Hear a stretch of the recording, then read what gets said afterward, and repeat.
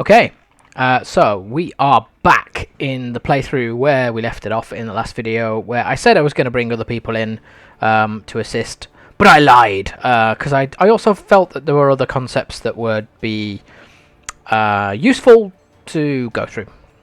So, let's do a quick recap. We expanded our realm quite significantly in the last playthrough. We took the county of Schwiss and the county of Bern. That means we are now at the max of our domain size, 5 of 5. Some of that is being granted by our laws, and some of that is being granted by our stewardship. So, yes, we're doing pretty well for ourselves. We've expanded to getting 650-ish army levy, which is significantly more powerful than the 200 to 300 that we started the playthrough way back several videos ago. So that's all very good. One of the things I did say in the last video and then didn't really necessarily do anything with was exploiting this civil war that's going on. And I kind of thought, well, you know what, I will show you that, because back when that civil war started, we probably couldn't exploit it. For one, we couldn't go to war with Zurich, which was our easiest option to go with. So we couldn't just knock that guy out and grab that duchy. But since then, our liege is significantly wounded. If we look at him, he's got 602 troops to his name. So it looks like our levy is currently still raised, which is interesting. We should probably dismiss them. So yeah, if we look, oh, in fact, we can actually get up to 853. So this has not fully updated. Interesting. So we might want that to heal a little bit. If this war continues, we have actually now got a sizable levy because of the new lands that we own. We also have new vassals, it's probably worth pointing out, because of this war. So let's click on ourselves. We now are up to 7 vassals. In fact, we should perhaps address this. We now have... So, yes, let's do this. As is always the case, I join a video to teach you something, and invariably, because the system's so complex, I end up teaching you something else because, well, paradox. So we now have new vassals because we've conquered 2 new territories, and of those new vassals, we have this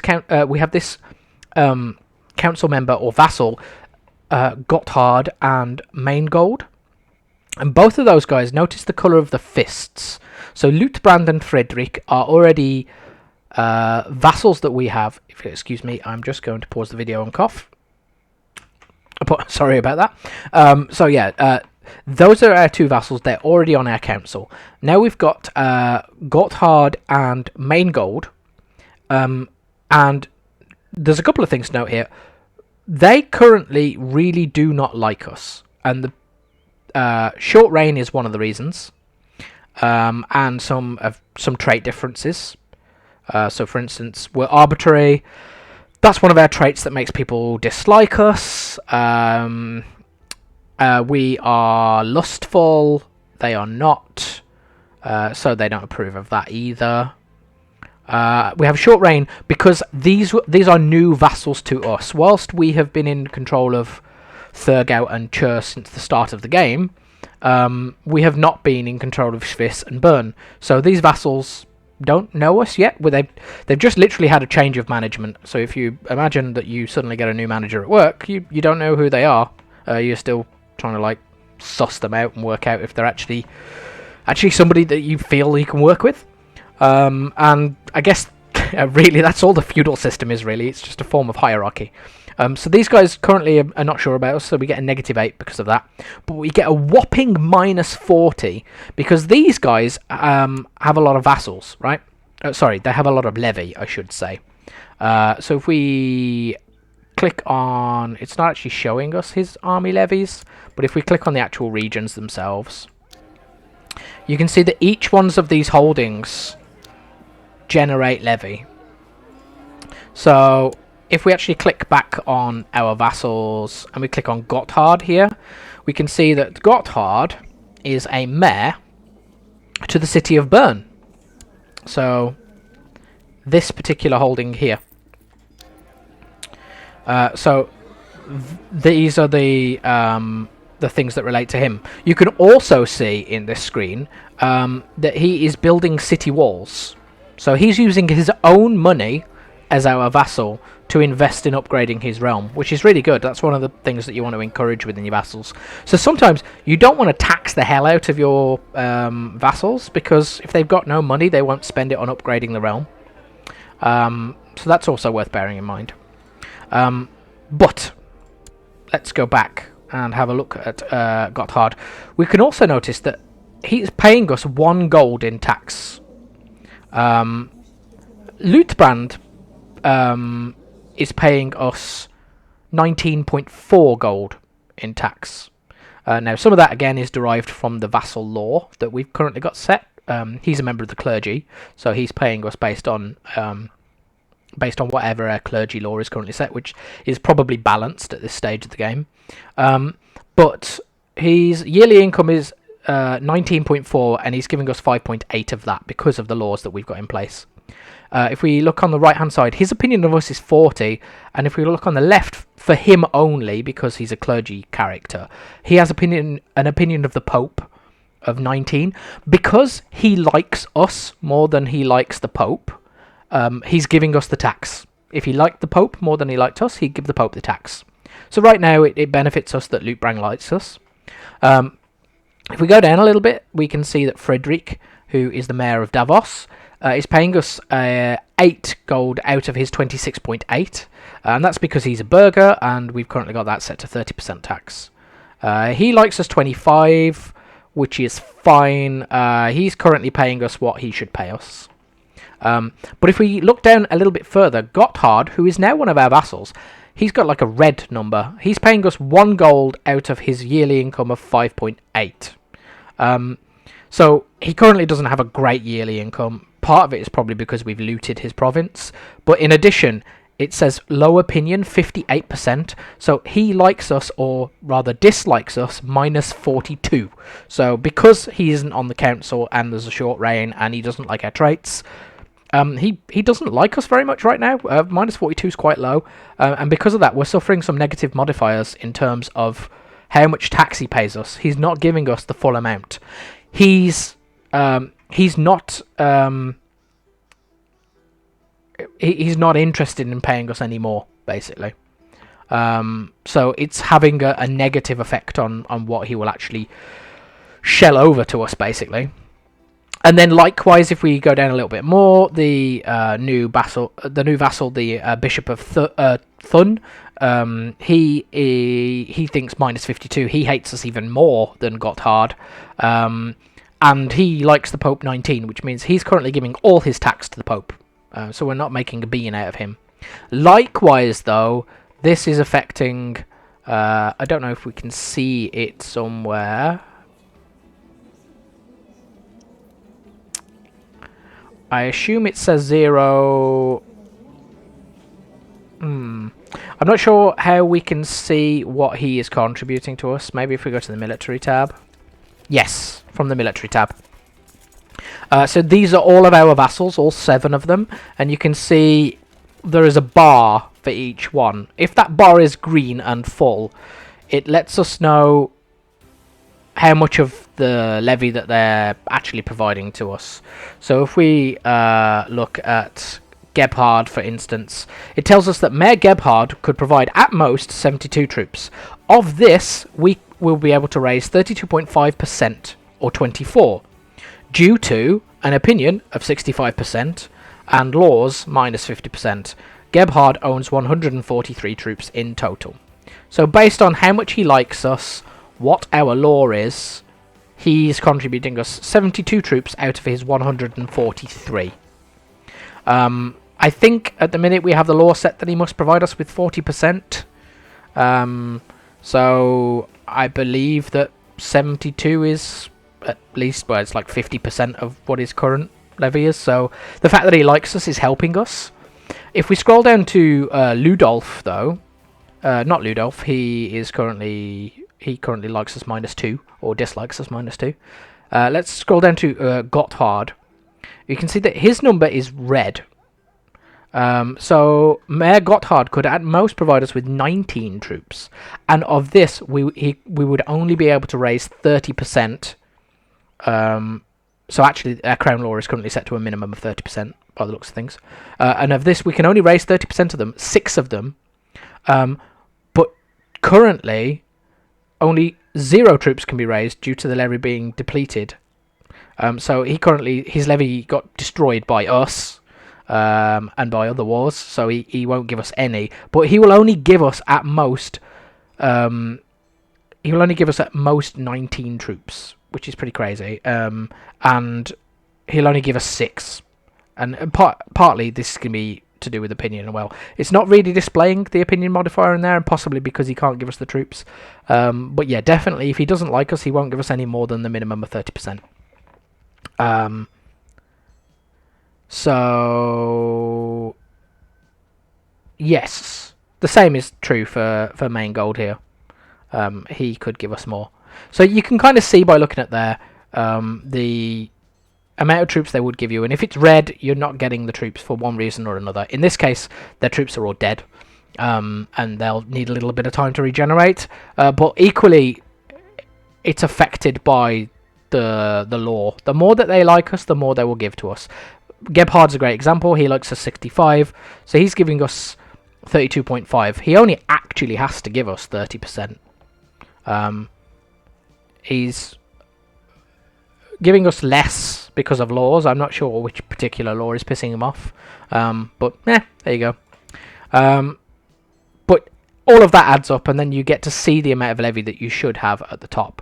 So right now, bear in mind, we also gained personal levies. So when we conquered Schwiss, we took Altdorf. That is ours. We get all that levy. We give 100% of that levy to ourselves. We don't share that with anybody else. It's not belonging to... That realm is ours, and it must obey us. Likewise with Bern, the county capital of Unterseen. That's ours. So we took all of that levy. So pretty much all the levy that you see up here, the 853, we've made ourselves personally more powerful. In fact, with 853 levy, we're probably in good shape. If you look at our vassals lower, their total strength 143, 184, 224, 238. If they combine all of their might together, then they are maybe as powerful, slightly less powerful actually if you add it up. So basically, you always want to be, well, you don't always, you can't always be, but it's a good position to be in where your personal holdings make you stronger than your vassals collectively. Now, the reason that we're seeing on the council screen, not the council screen, on the vassal screen, the reason that we're seeing that these guys are angry is because they're important vassals, and they're powerful, and their levy, when it regenerates, will be sufficient that they can try to theoretically challenge us. That will go away. They'll always feel like they should be allowed to be on the council, but as you become more and more personally powerful, the little powerful fists will go away because they'll not be powerful enough to challenge your position, basically. But we certainly won't care about mayors one day soon. Once we make ourselves a duke, we're not going to care about mayors. We'll have counts to do that job for us. And they'll stop being considered powerful vassals. So instead of having so many vassals, we'll kind of condense our vassal list into a smaller number of powerful people who have little people beneath them. And you layer these things. Like I said, it's very much a hierarchy. You layer it on top of each other, and you can choose. I guess it's a decision that you need to make for yourselves. You can choose to spread your power across many vassals and make all of those vassals weaker, or you can choose to put the power into the hands of a few and try and keep them loyal. There are obviously pros and cons that come with both of those approaches. Okay, so that's kind of the segue, the unexpected segue that I always end up doing. But it's kind of relevant. I think it's important that you understand what's going on with those kind of things. The reason that the reason that I came back into this playthrough is because I thought, you know what? We could fight our liege for independence while he is embroiled in this revolution.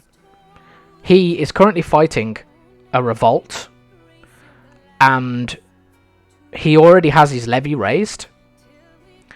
Now might be the time to strike. It also might be a terrible time, and we might be schooled magnificently for the attempt.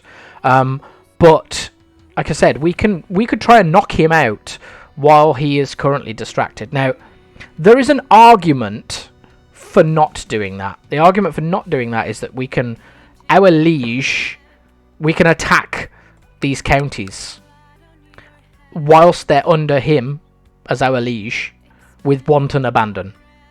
If we leave, if we beat our liege and we leave the Duchy of Alemania and become what would be independent. Let me explain this again. I think I explained it in a previous video, but if we beat him, we become independent from his rule. But he, in turn, has a boss. He has a king. The king of West Francia. This guy, King Carl. So, our liege is a vassal of King Carl. So if we become independent from the Duke Rodbert, then we will become a vassal of King Carl. So we don't become independent instantly. We just kind of we go one step up in the hierarchy. If we want to be truly independent and set our own rules, then we'll need to declare war on the King of France, the King of West Francia, who you can see here at 5.7 thousand troops is quite powerful. So we're gonna that would be quite a big war. I've done it already, and it's great fun. Very dangerous, but lots of fun.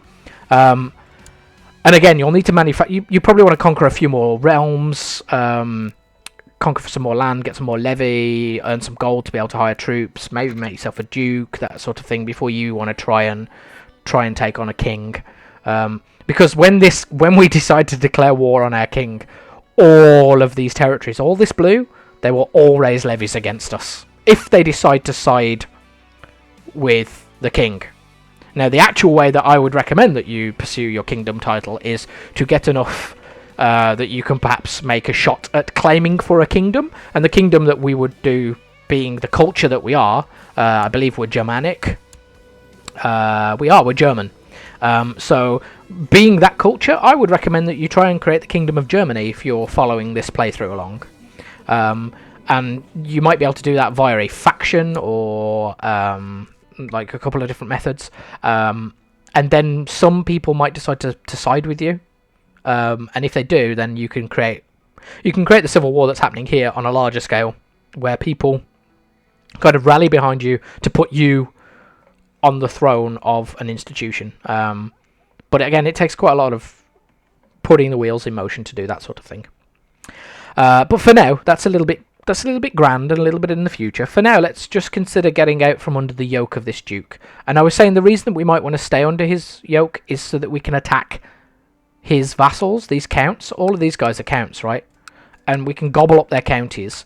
And that's great. We could then... Some of them are even formed de jure duchies. If we hit the I key, we can see we already own Chur and Swiss, so we already have a duchy here. If we were to take Zurichgau at some point, we'd have a duchy here too. If we were to take these two territories over here, then... Oh, and Basel as well, or Basel. Then we'd have another duchy here. We could take Breisgau and Baden, another duchy. And then this one here is one big duchy. So we'd have to take all these counties together. Or at least we'd have to take greater than 51%. Or up to 51%. Before we could then claim to fight a ducal war. I think that's correct anyway. So, whilst we're under our liege... we can fight these lesser people. So, like the guy in charge of Bresgau, Baden, Zurichgau, whenever he gets replaced with, because assuming he loses, whoever he gets replaced with, we could fight all of these people, and we could form a duchy eventually. We can't, however, form a duchy while we're under a duke ourselves. So that's one reason why we do want to get out from under his yoke. But... we, as I've said, once we leave his duchy, once we're no longer under him as a vassal, then he is providing protection to all of his vassals. That's one of the agreements of being a feudal lord. So you get lots of perks for being the boss, but you also do owe something to your vassals. It's not a one-way street. Your vassals look to you to protection. So we've said before, we can't just take Aosta here. If we go back to the realm map mode, we can't just take Aosta here because that's under the Kingdom of Lombardy, and we'd have to fight the King of Lombardy and his entire kingdom just to take that one, just to fight this guy, because this guy is a vassal of a duke who is a vassal of a king. So we'd have to declare. We couldn't declare. So I can actually show you, right? If we right click on him, we can't declare war on him because he's under the protection of this duke, and we can't declare war on him because he's under the protection of this king. We can declare war on this king, but he's really powerful and will kick our head in. So you need to be mindful of like how the feudal hierarchy system works. And currently we can declare war on these counts because it's just like an internal conflict. It's just two vassals fighting one another, which is allowed under feudal law, or at least it currently is. Later we might want to, when we've got our own kingdom, we might want to ban vassal laws, maybe. Or vassal wars, sorry. So yeah, that's the advantage of being under the protection of a lord. And obviously if we leave, and then we want to attack, let's say, Zurich-Gau, let's say that he owns this, let's say he wins this fight, takes back Zurich-Gau, and he has a vassal running Zurich-Gau. If we ever want to take Zurich-Gau, we won't be able to declare on the count of Zurich-Gau, because we will no longer be under this guy. We will become a vassal of the king, and that means that we'd have to declare war on the vassal of this count, because he's under the protection of this duke. This guy here. No, that's the king, that's because of the revolt again, sorry. This guy. Duke Raudbert. This actual guy. So because these provinces are under his protection, if we want any of them, we need to fight him for them. Likewise, if we want to expand in West Francia and we become independent, so in many ways you don't want to become independent too early, if you know what I mean, because if we become independent of the King of France, even if we manage to beat him in a giant war, that's going to take some effort for us to do, right? Great, we'll be independent. We can do whatever we want. But if we want any of these territories, we're going to need to fight him in a big war again, just to get them. And each time you end a war against somebody, you have to go through like a period of 10 years of peace. Like there's a truce. And I think you can possibly declare war to break the truce, but then you get like huge debuffs for doing that. Breaking truces is generally considered bad.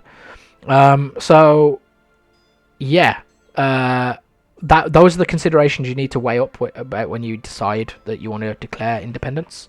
Let me just take a drink because I'm talking a lot. So then let's do that. Let's do it. Why not? Let's go back to the mercenary screen. So we probably shouldn't have got rid of those mercenaries in our last playthrough. There's a lesson for us. We couldn't declare war while our levies were raised, so it's fine that we got rid of those. Let's have a look at what mercenaries are available to hire. These guys are pretty good. They'll give us like 900 troops.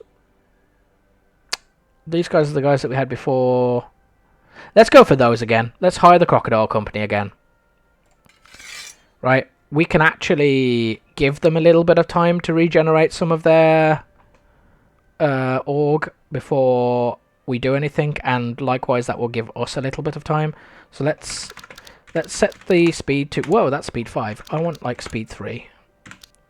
So let's just let a little bit of time pass, because we don't want to just instantly get flattened when we declare this war, because bear in mind our liege currently has his levy raised. They're in Zurich-Gau. They're right next door.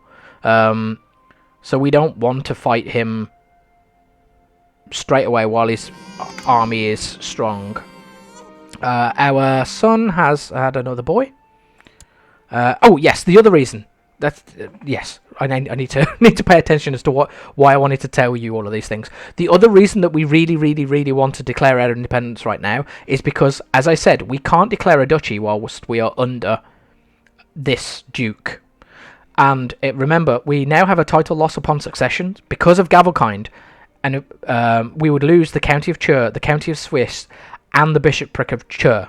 So we gained all of these territories we have this as their primary title. So this explained, again, Gavelkind, right? Now we have 2 sons. The primary title would go to our eldest son, who is Berthold. The secondary title of Chur would then go to our youngest son. The next largest realm is Bern. So Bern then goes... We loop back round. Bern then goes to our eldest son. And then Schwiss is the one after that. And then that goes to our youngest son. So it kind of like... They go, right, so primary title to the eldest heir, then secondary title to the youngest heir, then it goes back to the eldest heir and gives him the next biggest land, then it goes back to the youngest and gives him the next land, and you go so on and so forth until you run out of lands. So one way is to always make sure you have an odd number of territories, because then at least you'll kind of gain extra bits. Like in this scenario, if we just had Thurgau, Chur and Schwiss, then we would give Chur to our youngest, but we'd retain Thurgau and Schwiss. But because we've got more than that, then we have to give more away, basically. But what we really, really want to do is we want to win this war of independence, because then we can declare ourselves a duke, and then once we're a duke, our primary title has changed. We now become a duke, and that means that we can declare these counties beneath us, that they kind of can be dished out as...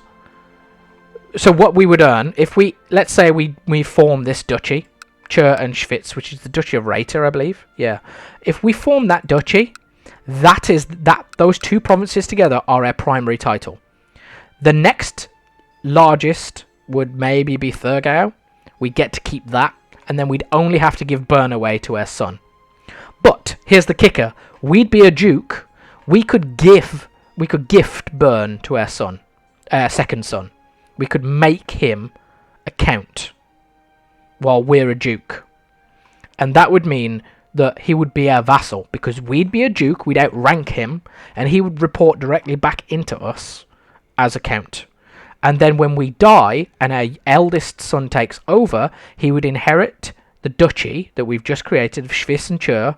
He would keep his title of Thurgau, and then the county of Bern would still belong to our youngest son, but he would then become the vassal of his elder brother, if that makes sense. It's a lot to explain, but hopefully we get to do this. Our character is currently 47, so hopefully we get to successfully prosecute a war of independence, declare ourselves independent of the Duchy of Almania, and then form a ducal kingdom of Schwiss and Chur into the Duchy of Rhetor. Then we become a duke. We can give one of these territories away to our youngest son, and that will solve our succession problem. So that's an actual useful thing to teach you, I think.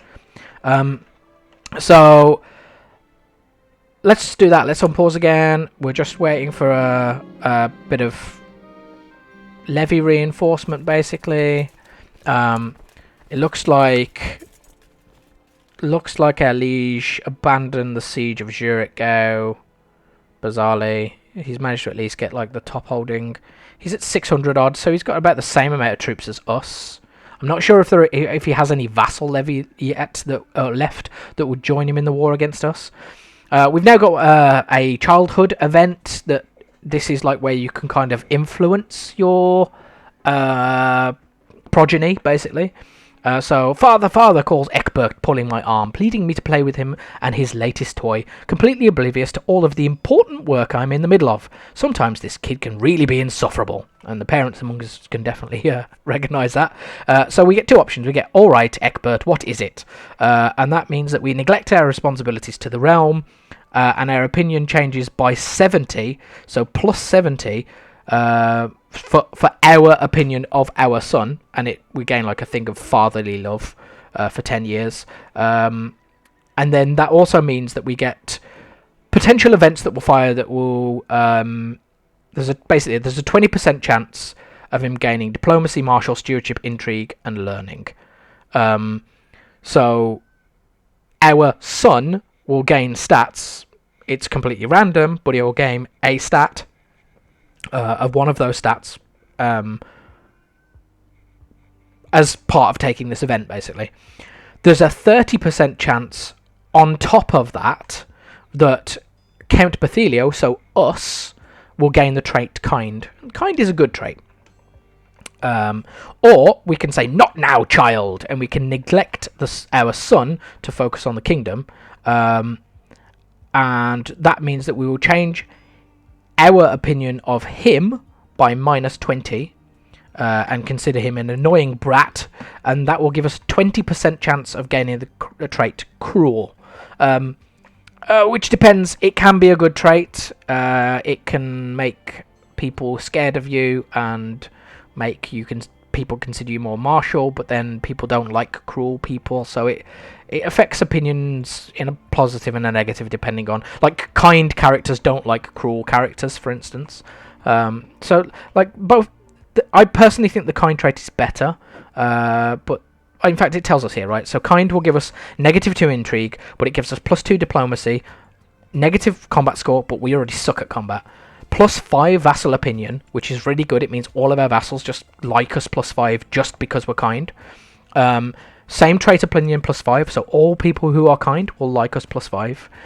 Opposite opinion -5, so someone who is cruel won't like us because we're kind. Likewise then, if we hover over cruel, it gives us +10% morale damage, so it makes us better at fighting in armies. +1 intrigue, -1 diplomacy, +3 personal combat skill, and -5 vassal opinion. So there's no opinion positive to having to being cruel, but there are combat buffs. So you decide which fits. I mean, equally, I'm explaining a lot of mechanics here. That's generally not how I like to play. I like to try and look at the traits my character already has, and I make the decisions to administer the realm in a way that seemingly fits with what choice I think they would take. That's personally my playstyle. If you just want to play it as a game, that's totally up to you. But I kind of think that this game is a bit like RimWorld, right? It's a perfect story generator. So that's where, to me, the most fun is to be had with this game. So you could either pick whichever stat option is the best, if that's the way that you like to play, or you could roleplay it and pick whichever one fits. If you've already got a character who's murdered loads of people and is assassinated his kin to get higher up in the realm and is just a bastard, then maybe you want to take cruel. But yeah, I'll leave that to you. I'm right now going to say, alright, Egbert, what is it? Because whilst it says neglect your responsibility for his sake, there's literally no downside to the kingdom to taking this. And it will make one of our potential heirs better. They'll get stat gains, and we might even gain a good stat. So I'm metagaming it, but I also kind of like the kind trait. I'd like to think I'm a kind soul underneath it all. So let's click that. Oh, there you go. So that noise, which you may or may not have heard, was like a big bell telling us that we've gained a trait. And over in the right-hand side in the messages, it says, treating people nicely feels good. I have gained the kind trait. So we did well out of that. Our son will do well, and equally we've gained a nice new trait. That means that our vassals will like us a bit more. So that will help. We mentioned... Let's have a look at our council, actually. We might want to have a look at our unhappy vassals and see if they're good at anything. He's really good marshal. Slightly better than the one that we've already got. But this guy really likes us. So I don't want to sack him. That's his best trait as well, so he's not really good at anything else. What about this guy? Meh, he kind of sucks. I think we just take the hit right now. They're going to be pissed about... They're going to be pissed, but they're going to be pissed. There's not really... I don't want to take the council hit. I don't want to make this guy not like me to make some guy that doesn't like me a bit more. And our wife is a really good spy master, and our court chaplain is... I mean, we could replace him if somebody had a decent learning score.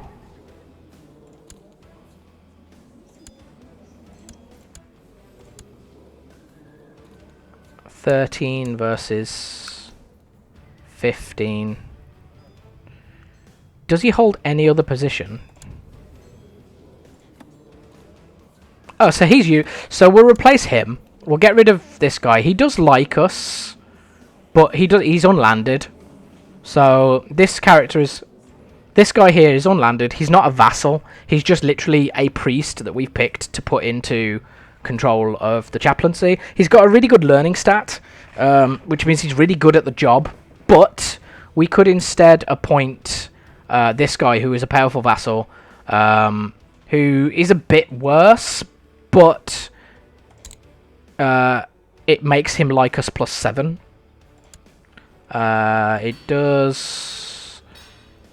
It does not mean that he's discontent. He's a zealot. He was discontent. He would have been discontent before because he was unhappy, but it's made him happy that we've hired him. So if we click on him, we can see.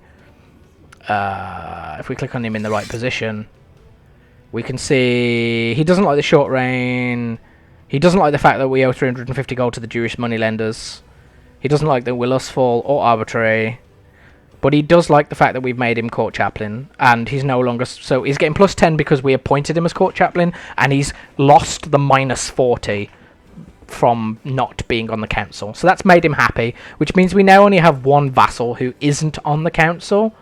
And it says he's a powerful vassal, but he appears to have no levy. So I'm kind of inclined to ignore him right now. He's not a threat to us. He might plot against us. But yeah, let's just ignore him. That means we've tidied up our council somewhat. So let's unpause. Our liege is currently going to go and fight these rebels, and that plays right into our hands because it means he's going to suffer casualties in doing so. We're letting our troops here recuperate a little bit. Really good, actually. The rebels are fighting really well. They're going to lose, but that doesn't really matter. Yeah, they're doing really good damage to our lord. In fact, now might be the time. Now might be the time, guys. We've got full organisation on our mercenaries. We still have 225 gold left in the bank. Let's declare the war and see what happens. Let's do this. Let's select our liege. Right-click on him. Click declare war, and notice we only have one type available to us, which is independence. Just going to take a swig. Awesome. Let's click dependence. And so the thing here is that if we win, King Carl will become Count Berthilio's new liege. We'll gain 100%. We'll gain 100 prestige from winning. If we lose 50 prestige. In fact, we'll lose 100 prestige because we lose 50 prestige just for... Oh no, sorry, if we make a white peace, we'll lose 50 prestige, and then we also lose another 50 prestige from war contribution, and given that this is going to be a war between us and our liege, we'll both be 100% contribution. If we lose the war, then we lose 100 prestige, and he will imprison us, which is really bad. You'll tend to... Like, he'll imprison you, and he'll either humiliate you or chop bits of you off, or leave you in the dungeon until you die. And obviously you can't administer your realm while that's happening. And it also gain some prestige.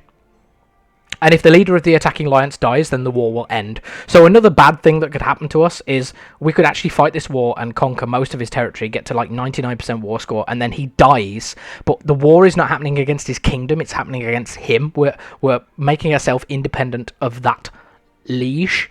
So if he dies in the meantime, that would be really sucky for us, because the war would end inconclusively. Unless we kill him, I think. But if he just randomly died of flu, then yeah, that would really suck. But let's do it. Why not? Let's declare war. We're now at war with our liege. This is so dangerous. We're no longer at war with these rebels. So let's join their battle while their liege is weak, because then we can farm score. So they lost and they've left, but it means that our liege is currently he's been trashed from being in that fight. His morale's really bad, so we're just literally just gonna break him. So we've just completely gutted. Oh, absolutely perfect, guys. That's like the absolute perfect demonstration. Like, just bow before my prowess, or the random RNG. It turns out that Duke Raudbert of Elmania was leading that army, and we just completely crushed his army, and through RNG, we captured him. He's now our prisoner. And if you remember from a previous video, I told you what happens. Perfect. So what happens is, we click on this now. Notice we have 100% war score, which is just epic. We just instantly won that fight. It's not normally that easy. We would probably have had to have sieged down all these holdings. But yeah, I mean, we can immediately enforce demands because, remember, the war's against him.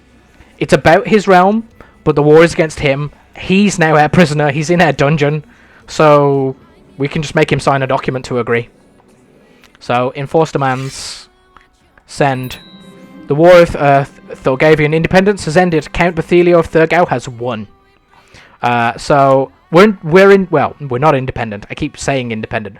We are now a vassal. We are now Count Bethelio of Thurgau, and our liege is King Karl. So we report only to a king. We don't report to a duke anymore. So that's awesome. Notice we don't gain any lands for winning that.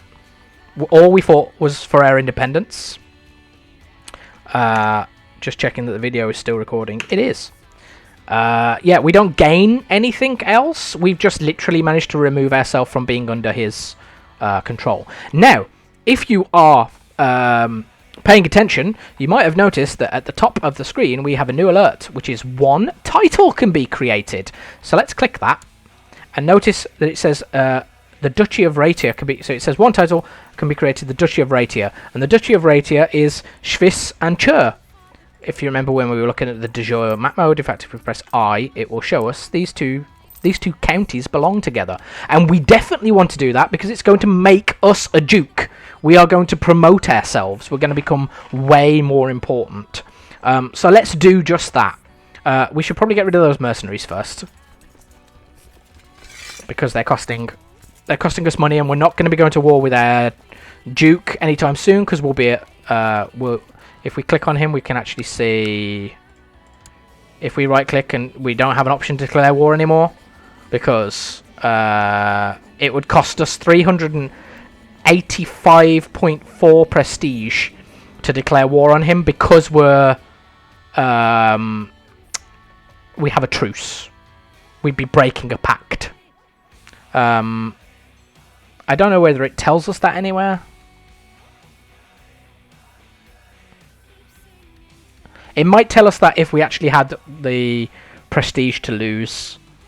But yeah, we can't even declare the war right now because we can't afford the prestige it would cost us to declare it. But yes, I'm pretty sure we're at truce with... In fact, it might tell us in his... If we click on ours, it might tell us... Yes, it will. Here, look. So if you go to Count Bethelio, and then you go over here to diplomacy, we can see that it's still in a war with Saxony, because our king... Let's go back to the realm map mode. Our king declared war on Saxony, so he's fighting Saxony right now, so we're included in that because he's our liege. But we have this little bit here with this little dove, and it says truce with Duke Raudbert of Elmania until the 29th of May 785. So that's 10 years from now, and the truce was signed after the War of Thurgavian Independence, and it tells you who won the war. So tooltips are abound in this. Sometimes they lie because Paradox forgets to update them, but most of the time they tell you the information that you need to know and to be able to understand what's going on. So let's make ourselves a duke. Let's stop faffing. Let's make ourselves more powerful. So we can click on this create button here, and it says you need to control 51% of the de jure counties. We do. We control 100%. Currently, you control 100%. Creating this title would give you 200 prestige and cost you 195 gold. So it's going to virtually bankrupt us to do this. Fortunately, we've dismissed those mercenaries, so we're going to be making money again. And we still owe money to the Jews, but I think it's totally worth it. It's going to solve a lot of our problems. So let's click create. Create it. Yes, please. Dun, da, da. Duke Bethelio of Raetia has created the title of the Duchy of Raetia. So we have now just moved up in the hierarchy. We've moved up in the world. We are a more important character than we used to be. Because we're more important, we now have special minor titles grantable. So alerts again, whenever something happens in this game, you get alerts for stuff. So let's click on that. You can see we've now gained an extra 2 commanders. Because now we're a duke, we can have more commanders than a count. So let's make Gotthard here a commander, because he's got really good martial. And let's make Lutebrand is our... He's got good no, he's got terrible martial. We can actually just... Let's just go get a new martial. Oh, not a martial. Let's go get a new character with high martial. Press the full stop button. Click search all. Click join court. Yes. Gender male because we're leading armies. Excuse me. And sort by martial. This guy here is really good. He'll join our court. He's currently the spy master of Worms, which is, believe it or not, a place. He would accept our... It's interesting because it's a step down for him to just join our court. I wonder... Well, let's click on him and find out. What, he's Frankish. That's not too bad. Let's right click on him. Let's do invite to court and then hover over the yes. So the reason that he's prepared to join us, even though he's a spy master currently, because normally he wouldn't take that. That's a demotion. He wouldn't normally leave being a councillor to just be a courtier. He will take it because his current liege doesn't have the power to press his claims, and because we do. So he's going to join us because he has a claim on... Ooh, he has a claim on Liege, Loon, and Worms. So he has quite a few claims on some counties. We could press them. We'll discuss that in another video. Send. So we're going to invite him. We have to wait a few days for him to appear in our court. When he appears in our court, we can assign him as a commander. He's a really good marshal, so he'd be a really good commander. So yes, the other thing to notice is... If we click on our dude, notice our coat of arms has now changed. Our livery has updated. The shield is now this is the shield for the Duchy of Raetia. And notice again, our crown type has changed. A count has this gold crown with the little pearl studs. We are now a duke, so we have a golden crown with lots of ostentatious gems inset in it. And also notice that we now have this this like little crown. I forget what it's called. Is it a singlet? I can't remember if it's called a singlet or if I'm just now completely making stuff up. It's great radio. I'm actually Googling this.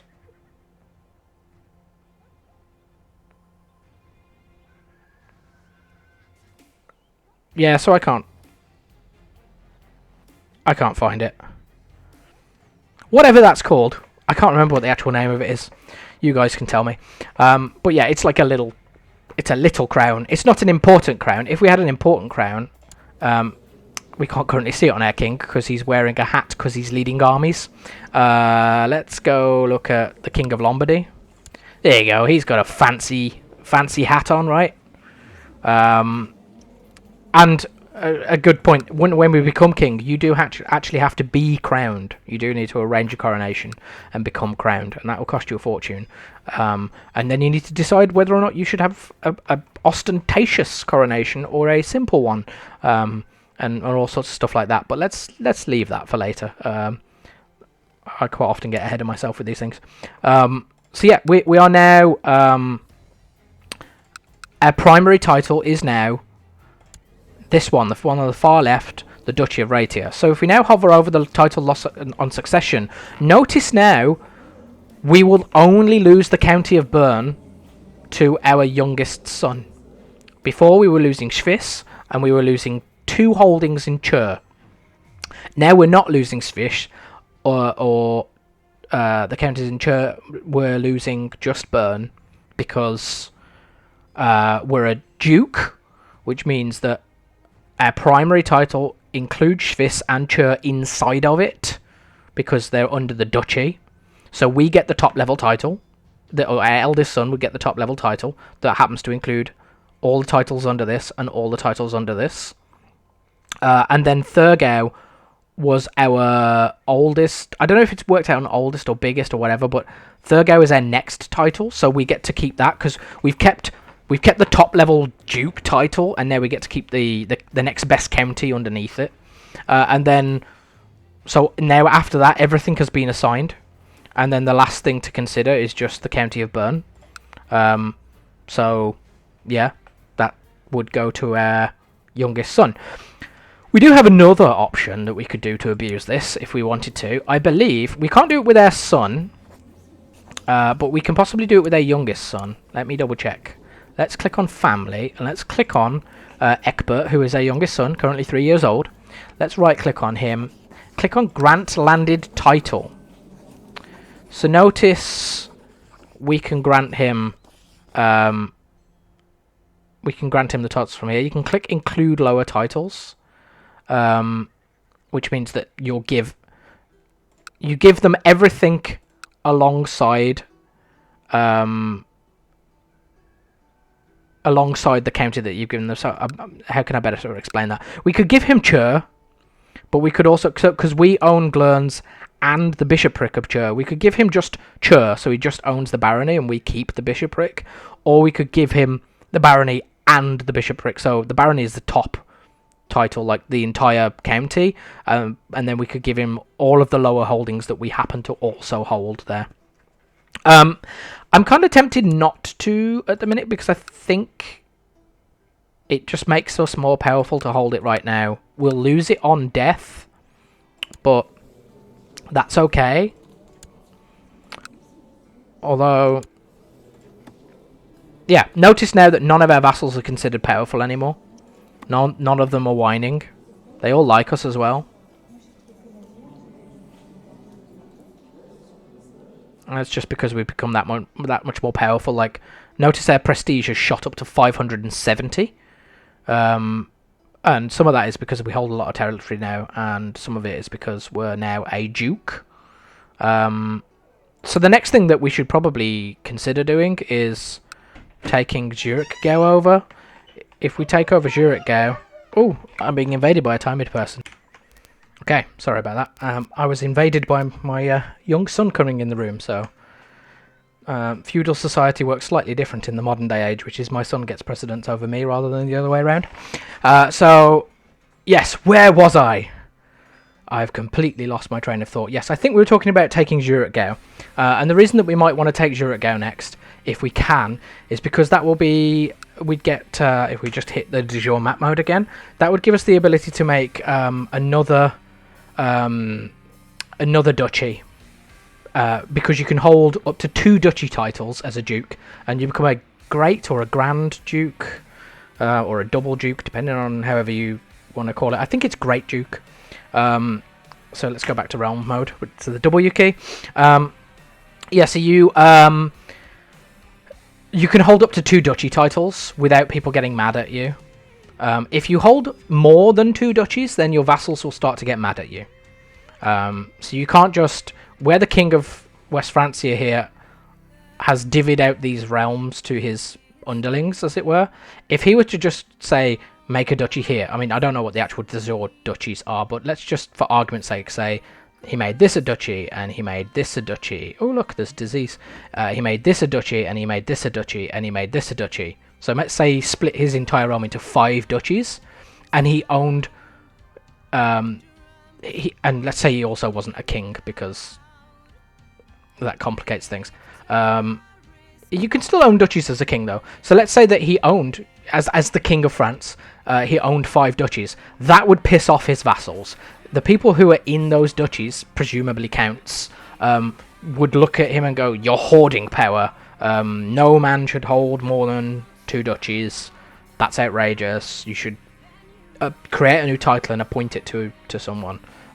They'd be jealous of him, and then the more above that limit that you hold, the more negative opinion you will generate with those vassals. It's all displayed in the tooltips, so you'll get to see it there. I don't know if it tells us up in here. So no, not really. We're not really getting much information from up there right now. Of course, one problem we would had if we decided to take Zurich, then we would go over our domain size. So right now we have a domain size of 5. If we get another one, we'll have a domain of 6 out of a maximum of 5. And that means that we'll incur penalties for owning more than our domain limit allows. Again, we can control some of that through... I can't find the right buttons. We can control some of that in terms of like law. So like, if you look here, we've got centralization law. So notice now as well, our county law has gone. We're now only on to ducal laws because we're not bothered about the laws beneath us. They don't apply to us. If we made our youngest son the Count of Bern, we don't frankly care what law he sets in the county of Bern, because that's his realm and we supersede him. We're a duke now. We're way more important than he is. So yeah, when you are a duke, then counts answer to you. It doesn't work the other way around.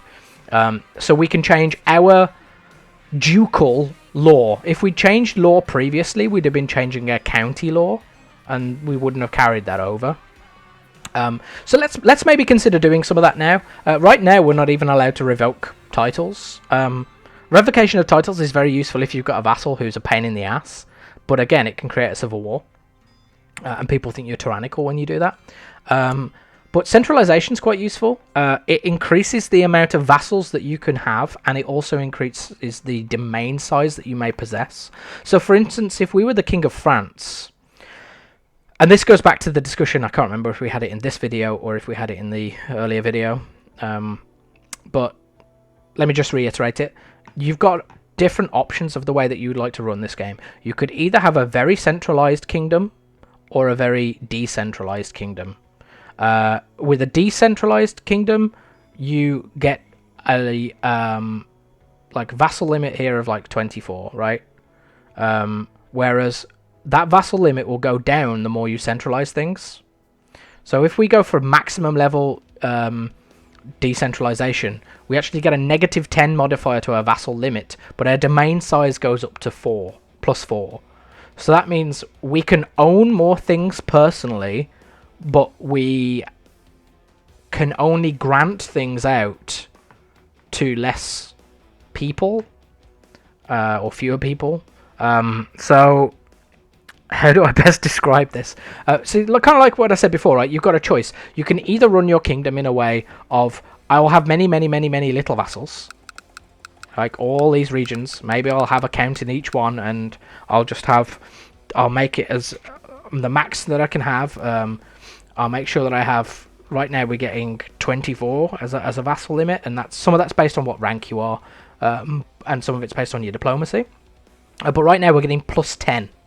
So we're at kind of base of 14, but we're getting +10 because of our centralization laws.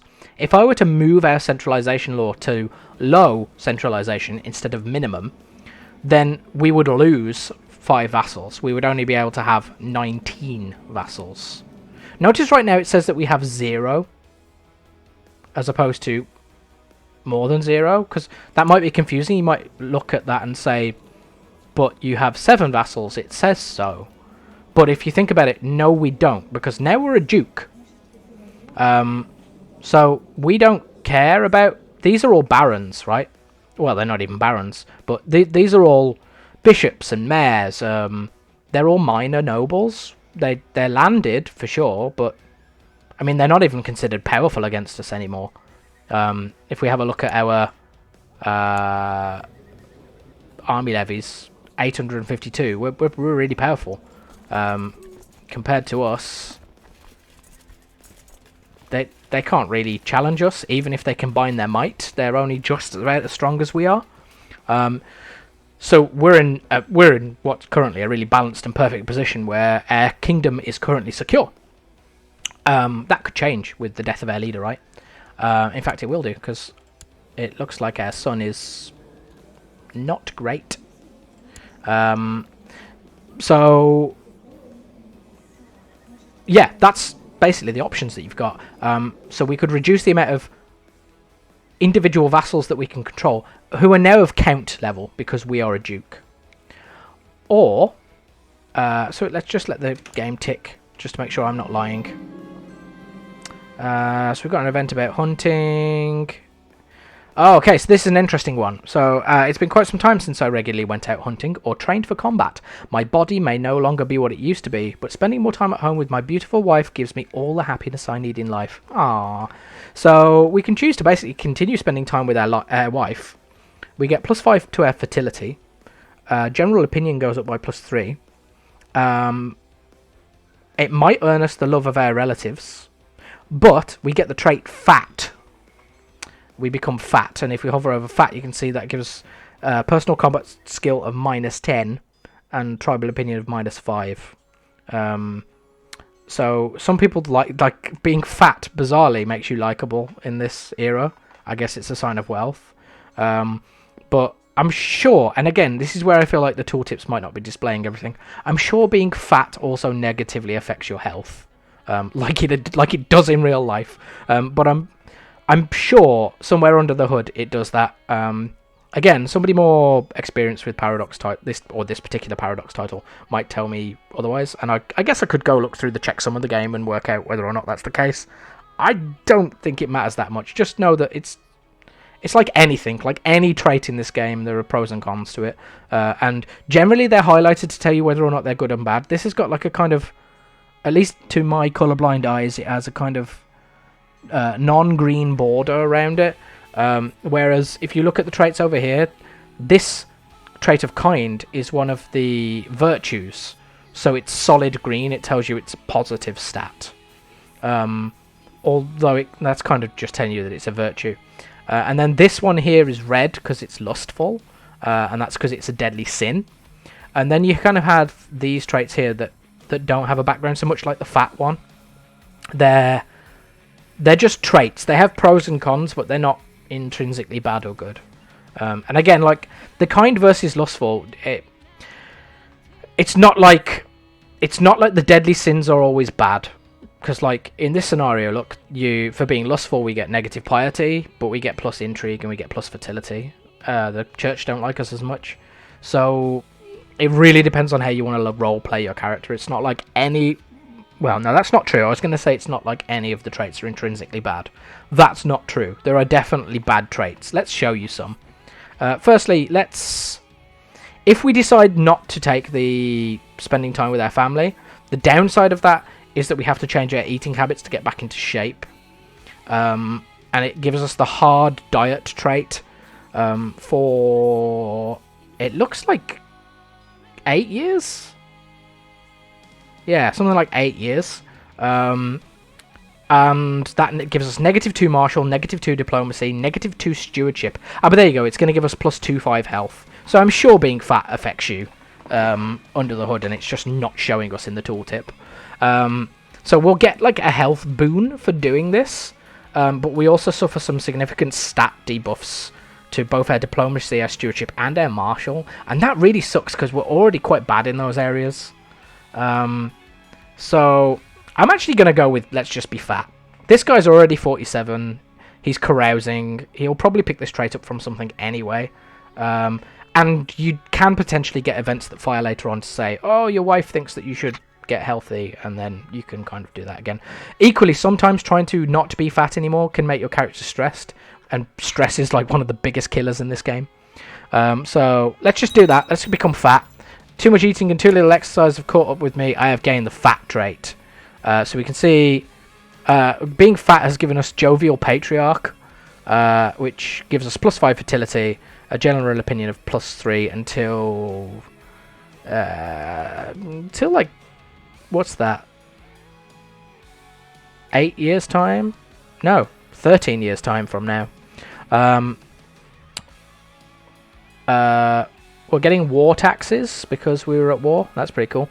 And fat is only showing us again the opinion debuffs. I'm sure it does have a health impact, but likewise, it's made us terrible in combat. Fortunately, we've forbade ourselves from leading armies. So I was brutally sidelined by that event popping up, and I was talking about something that I've now been completely derailed from. Yes, we were talking about. I was trying to just get things to update up here, and they haven't. So I'm pretty sure I'm correct. We were talking about vassal limit, right? And we were talking about how the option between centralized and decentralized within your kingdom, and we noticed as well our portraits could become fat now. Kempophilia is actually now a little bit of a chunky monkey. Yeah, I'm going to go with the option of decentralized, centralized. Sorry, I prefer centralizing the realm and putting the power into the hands of a few rather than putting the power into the hands of a lot. There's, like I said, if you have multiple lower level vassals, then they're easier to control because they're less powerful than you. But having more powerful vassals means that they will fight some wars themselves. They can expand by themselves. They could fight other dukes to become powerful. Now, normally it will be inside your realm, but it could be externally.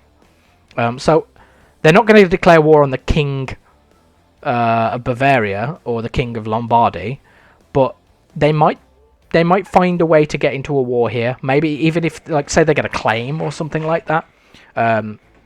They might find a way that they can manufacture war to expand. Likewise, they, by being richer and more powerful, they provide you with more levy. Providing that you've got less people to make like you, right? If I have lots and lots and lots of vassals, then in order to get the maximum levy out of them, I've got to make them all like me. If I've got a handful of vassals, I can make sure that they like me, and if they've got really good stats as well. So sometimes you just want to, like, farm your vassals as well. Like, you want to trim their family trees down and make sure that the vassals that you have are marrying well. So that might be... Bear in mind, I can't... Right now I can control all of these characters because they'll all be in my court because I own all of this territory. Once I farm Bern out of my lands... If I gave it to my youngest son, for example, he'd control Bern. That would be his court, even though he's my vassal.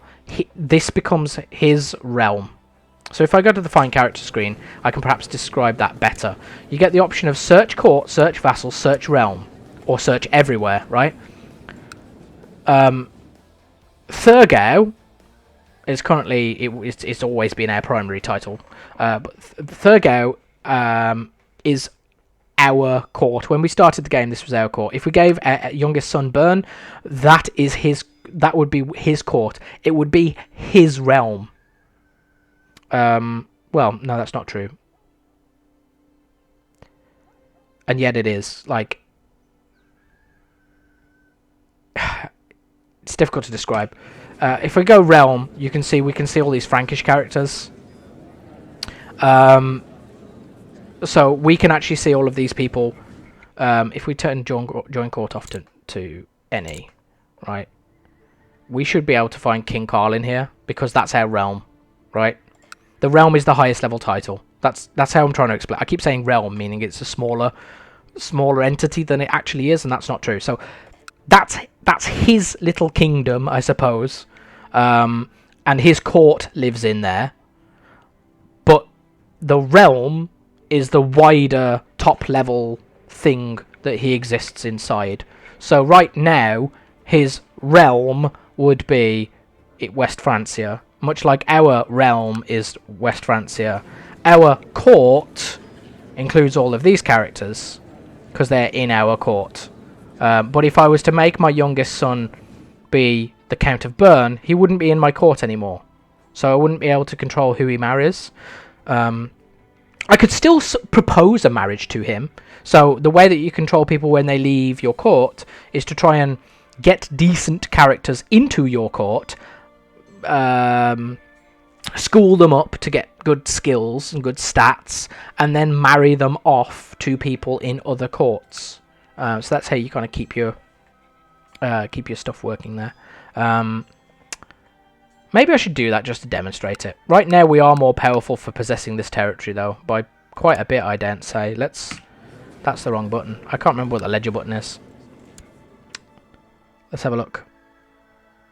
It's the comma. So yeah, this is our domain. And the barony of Unterseen gives us 180 levy. So there ain't no way we're giving that away right now, because that's a significant amount of troops. When we die, we'll have no choice. We'll have to give it away. But right now, that makes us more powerful. And providing that Count Bethelio stays alive, we could use that power to expand even further. And maybe create, like, maybe get the second duchy or whatever. Cool. So I think that's kind of explained what I was trying to explain there. Has this guy joined our court yet? Because we did unpause. Not yet. Let's let him arrive.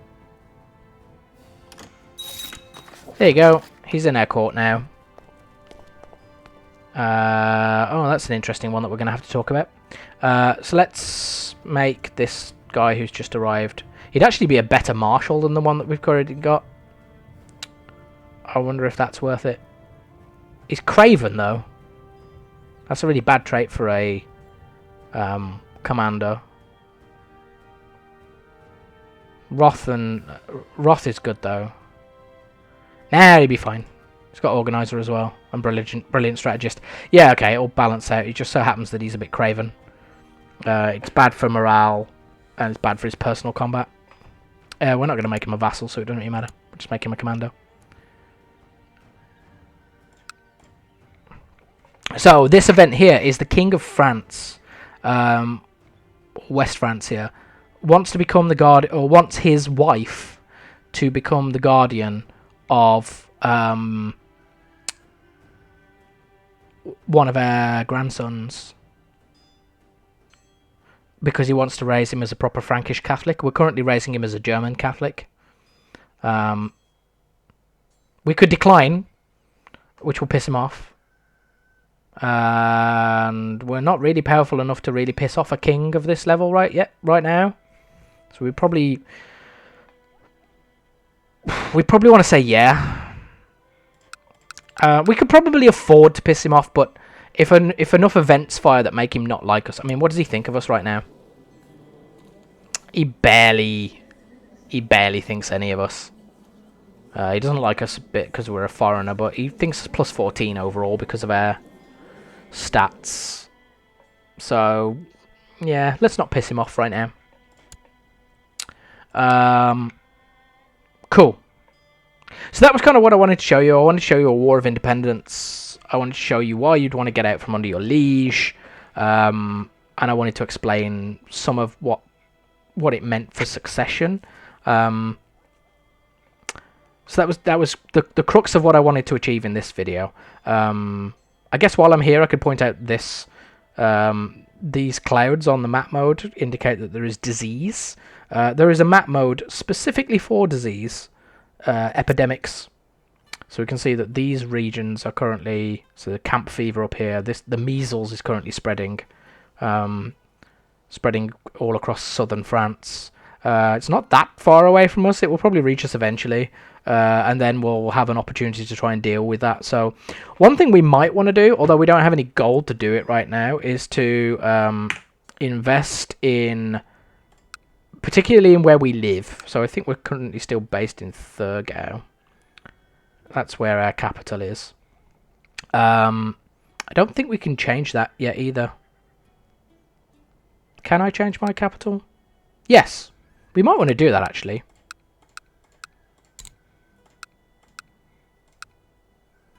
A lot of money comes out of Chur. But I've got a feeling that Schwiss is actually much more powerful than Thurgau. Just from my previous playthroughs, to be honest. Although, in fairness, I might have taken it over a lot later. Let's have a look at the provinces. So, Altdorf provides us with 180 levy, 5.6 gold. Again, it was looted by us.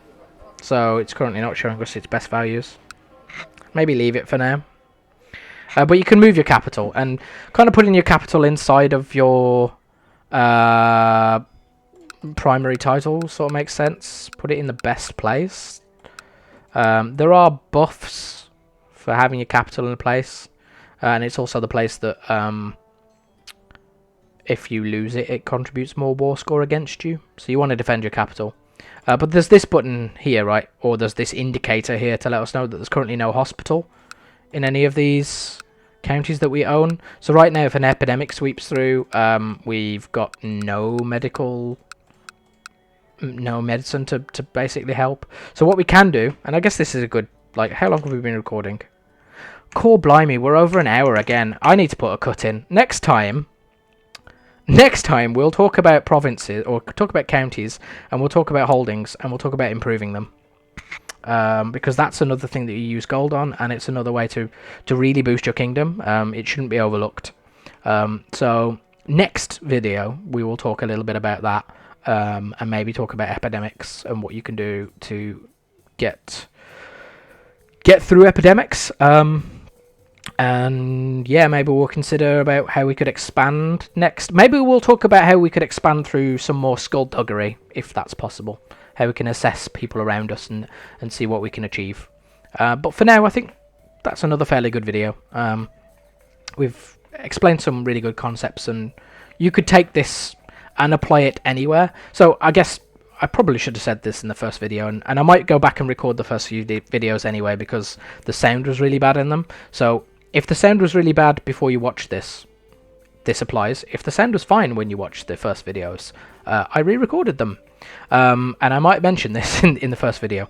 But this island is Newbie Island, and it's what the Crusader Kings community recommends that people learn to play in. And the reason that they recommend that is because these petty kingdoms up here, or chiefdoms, because it's currently tribal, they're all independent rulers. So if I click on this guy, he's got no boss. So that's what being independent means. It means you don't have a liege. You are your own boss, in effect. And that's the case for pretty much all of these Irish counties. We're going to find someone somewhere who has a liege, I'm sure. No, maybe they are literally all independent. So they start out independent. So it's right in the corner of the world, and because it's all in the corner of the world, you don't have these powerhouses next to you to declare war on you. England's pretty much, well, doesn't exist yet in this start date, and it's very much beating the snot out of itself. Yeah, so you can see they are currently they have formed the empire, or have they? Oh, that's de jure. Get rid of de jure. So currently the petty kingdom of Mercia is the biggest realm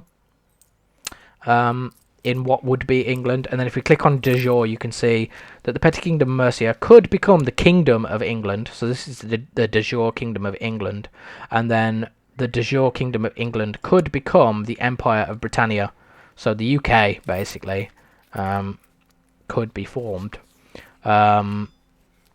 So that's useful to sort of see what your expansion could look like. We could do the same with ourselves, right? We could click on Thurgau here, and we could say that we've got the Duchy of Raetia. So we could say, okay, well, de jure, the Duchy of Raetia should exist inside the Kingdom of East Francia. That's here. So we could theoretically go about forming the Kingdom of East Francia. But the Kingdom of East Francia, in turn, could exist inside of the Empire of Germania. So we could eventually become an emperor, and de jure, it would all be this. In theory, it could be all of this plus whatever else we manage to manufacture, right? And we could get ourselves... I'm getting ahead of myself again, but we'll talk about it in future videos. We could get ourselves involved in other dynasties that mean that we then have rightful claims on other thrones too. But yeah, the reason why they recommend that is because you're independent and you can declare war whenever you want, and you don't deal with any of the vassal mechanics. And I think it is a perhaps good way to learn without any pressure. But the problem with it is I think it doesn't teach you any of the vassal mechanics. You only ever conquer someone and make them your vassal. And you don't get to learn what it's like to operate with a liege. And in this case, this is great, right? Because you're a nobody and you've got a ducal liege and then a king. and you get to learn what independence is about. You get to learn how they'll raise their levies. You get to learn that you're actually part of a much wider kingdom, and you get a real sense of what the feudal mechanics are. Whereas you kind of don't. If you start in Ireland, you start little. You take all of this. You can create the Kingdom of Ireland. So you can create a duchy, create the Kingdom of Ireland, and then eventually maybe you conquer all of Britain to create your empire. But you're never really under the yoke of anybody else, and I think that's a huge part of this game, which is why I wanted to teach you this way. Anyway, I have wittered on for long enough once again. Let's put a cut in here. What are we on? Session 6? Yeah, session 6. So let's put a cut in here. And next time we will talk all about epidemics, all about how you expand through skullduggery and assess different realms, and all good stuff like that.